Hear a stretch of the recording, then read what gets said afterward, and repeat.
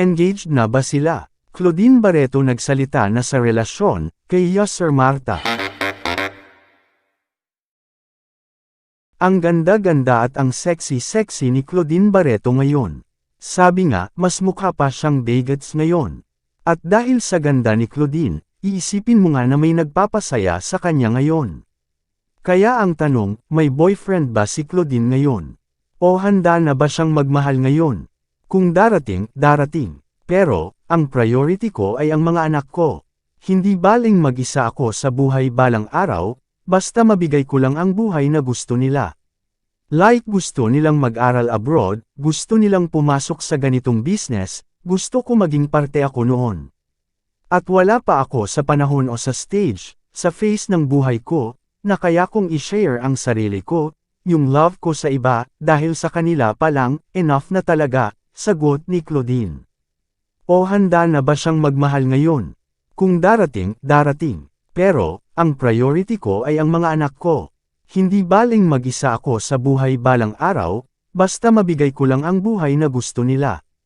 Like gusto nilang mag-aral abroad, gusto nilang pumasok sa ganitong business, gusto ko maging parte ako noon. At wala pa ako sa panahon o sa stage, sa phase ng buhay ko, na kaya kong i-share ang sarili ko, yung love ko sa iba, dahil sa kanila pa lang, enough na talaga, sagot ni Claudine. So, sino si Yasser Marta sa buhay ni Claudine? Si Yasser, hindi siya nanligaw. Hindi talaga, not for anything, pero napakabuti niyang bata, magaling siyang umarte. Naging very close siya sa mga anak ko. Nag-New Year sila ng mommy niya at kapatid niya sa bahay namin. Kasi magkapit-bahay lang halos kami. Kasi yung bahay ko, kalahati Marikina City, kalahati Quezon City. O handa na ba siyang magmahal ngayon? Kung darating, darating. Pero, ang priority ko ay ang mga anak ko. Hindi baling mag-isa ako sa buhay balang araw, basta mabigay ko lang ang buhay na gusto nila. Like gusto nilang mag-aral abroad, gusto nilang pumasok sa ganitong business, gusto ko maging parte ako noon. At wala pa ako sa panahon o sa stage, sa phase ng buhay ko, na kaya kong i-share ang sarili ko, yung love ko sa iba, dahil sa kanila pa lang, enough na talaga, sagot ni Claudine. So, sino si Yasser Marta sa buhay ni Claudine? Si Yasser, hindi siya nanligaw. Hindi talaga, not for anything, pero napakabuti niyang bata, magaling siyang umarte. Naging very close siya sa mga anak ko. Nag-New Year sila ng mommy niya at kapatid niya sa bahay namin. Kasi magkapit-bahay lang halos kami. Kasi yung bahay ko, kalahati Marikina City, kalahati Quezon City. Sa Marikina lang sila nag-stay. Sometimes, nandun lang siya sa bahay with the kids. Kung minsan nagmumol sila ng mga bata, yun ay kung wala ako. Siguro dahil nagkaroon kami ng parang romantic, o love interest sa lovers, years, pero kasi masyadong bata siya. Mas bata pa siya sa mga pamangkin ko. Hindi ko naramdaman kung nagkagusto siya sa akin. Ang self-esteem ko kasi very low talaga. Hindi ko alam kung nagkakagusto ba sa akin, o nanliligaw ba, hindi ko talaga alam. Pero sinabi niya na crush niya ako. Pero markang paywa yung nanligaw siya, hindi talaga.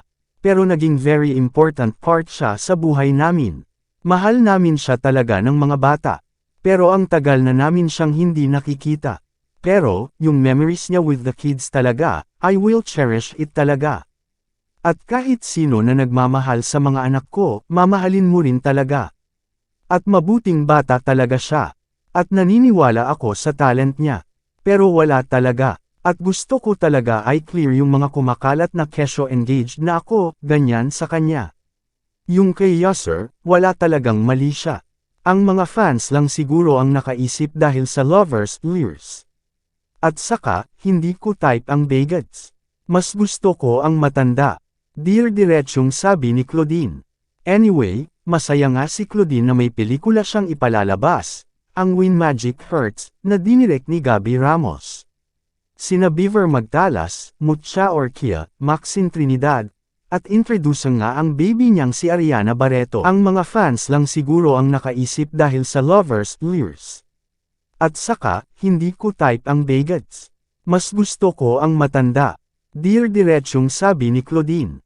Anyway, masaya nga si Claudine na may pelikula siyang ipalalabas, ang When Magic Hurts, na dinirect ni Gabby Ramos. Sina Beaver Magtalas, Mucha Orquia, Maxine Trinidad, at introduce nga ang baby niyang si Ariana Barreto.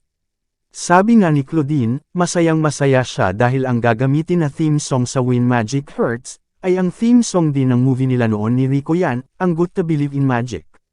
Sobrang nakaka-touch. Actually, isa yun sa nagpayes sa akin kaya tinanggap ko ang movie. First movie pa ito ng anak, Ariana, ko, kaya tinanggap ko talaga. At nakaka-touch din talaga, na hanggang ngayon ay inaalala pa rin ng mga tao ang love team namin ni Rico Yan. At gagamitin pa nga na theme song sa movie namin, sabi pa ni Claudine.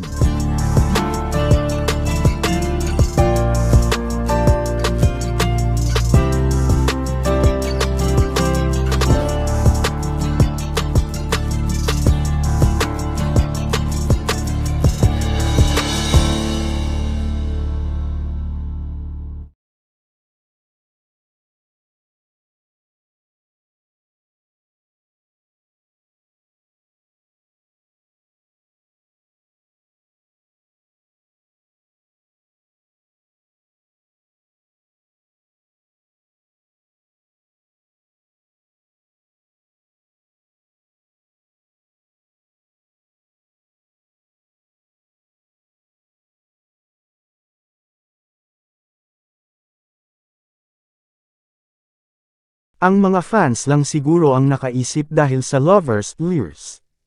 At saka, hindi ko type ang bigots. Mas gusto ko ang matanda. Dear Diretsyong sabi ni Claudine. Anyway, masaya nga si Claudine na may pelikula siyang ipalalabas, ang When Magic Hurts, na dinirect ni Gabby Ramos. Sina Beaver Magtalas, Mucha Orquia, Maxine Trinidad, at introduce nga ang baby niyang si Ariana Barreto. Sabi nga ni Claudine, masayang-masaya siya dahil ang gagamitin na theme song sa When Magic Hurts, ay ang theme song din ng movie nila noon ni Rico Yan, ang Good to Believe in Magic. Sobrang nakaka-touch. Actually, isa yun sa nagpayes sa akin kaya tinanggap ko ang movie. First movie pa ito ng anak, Ariana, ko, kaya tinanggap ko talaga. At nakaka-touch din talaga, na hanggang ngayon ay inaalala pa rin ng mga tao ang love team namin ni Rico Yan. At gagamitin pa nga na theme song sa movie namin, sabi pa ni Claudine.